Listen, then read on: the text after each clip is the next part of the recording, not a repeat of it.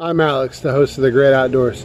Today, I've found a juvenile Eastern Garter Snake. What a cute species. A very important species.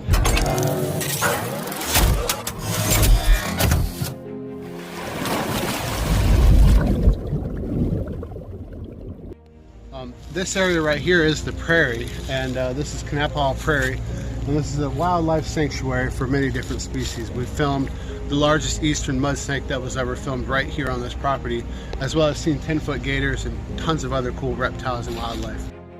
Said in spring mating season, he will be brightly colored redhead. A juvenile Eastern Garter Snake. One that lives its life primarily by bodies of water.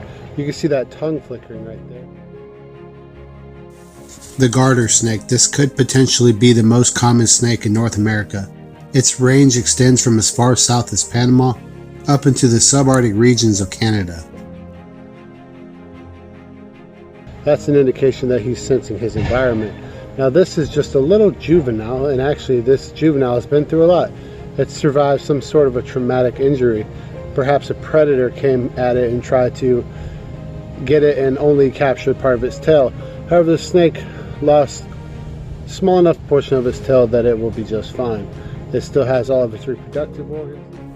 Garter snakes come in all colors and sizes. This is one of the most beautiful garter snakes I've ever filmed.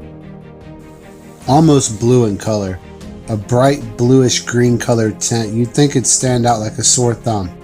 But oddly, as the snake moved and scurried throughout the grass, it became almost distorting looking and hard to keep an eye on.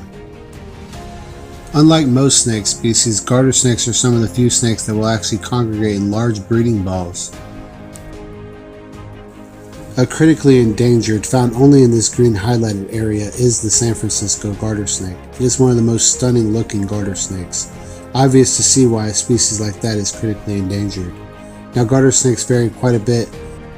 Their range is so large that they've adapted many different lifestyles and patterns. This juvenile garter snake is probably around a year old, being born by live birth this spring. Now, it has perfect camouflage with the ground. Eastern garter snakes are cool. They actually are similar to rattlesnakes in that they give live birth.